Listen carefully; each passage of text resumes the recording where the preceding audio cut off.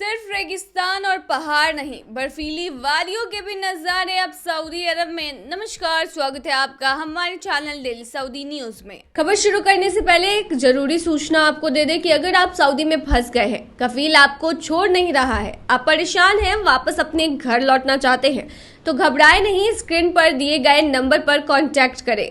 इनका नाम अहमद अली है। ये आपको कानूनी प्रक्रियाओं के तहत महज 3 से 4 दिन के अंदर ही खरूज लगाकर सऊदी से फाइनल एग्जिट कराकर आपको सही सलामत अपने देश पहुंचा देंगे। देखिए, कैसा लगे जब आप सऊदी अरब में घुसे और आपको एक तरफ रेगिस्तान देखने को मिले तो वहीं दूसरी तरफ बर्फीली वादियां।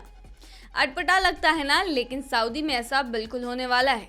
देखिए, सऊदी अरब के मक्का और मदीना की वजह से फिलहाल अभी तक सऊदी अरब जाना जाता रहा है, या फिर अपने अंतहीन रेगिस्तान और गर्म जलवायु के लिए सऊदी अरब पॉपुलर है। लेकिन क्या आप जानते हैं कि सऊदी अरब में ऐसे कई शहर हैं जो हमेशा ठंडे भी रहते हैं, जहाँ की घाटियाँ बादलों से घिरी रहती हैं, जहाँ हमेशा कोहरा होता है और जहाँ से ऊंचे ऊंचे पहाड़ भी नजर आते हैं। आज हम आपको सऊदी अरब के इन्हीं शहरों के बारे में बताएंगे। देखिए, ताइफ सऊदी अरब का सबसे ठंडा शहर कहा जाता है। इसे सिटी ऑफ रोजेस यानी कि गुलाबों का शहर भी कहा जाता है।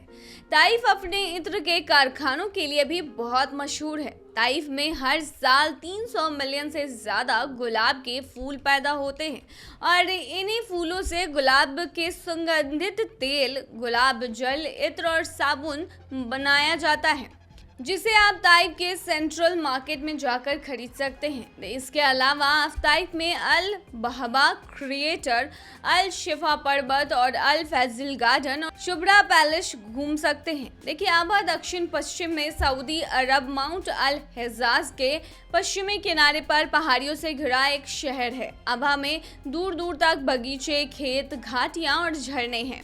यहाँ घूमने के लिए असेर नेशनल पार्क, आभा वाटरफॉल और अल सलाम पार्क, आभा झील और कोहरे के रास्ते हैं।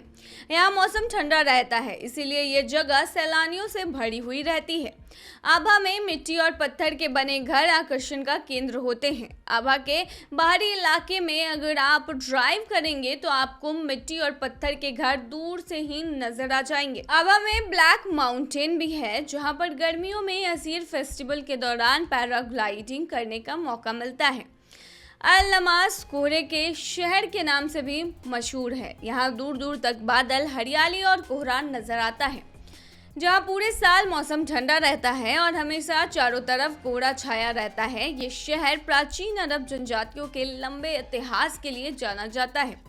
अल नमास भी वादियां और उत्तराखंड और कश्मीर की वादियों की याद दिलाती है, जहां चारों तरफ सिर्फ प्राकृतिक सुंदरता दूर दूर तक नजर आती है।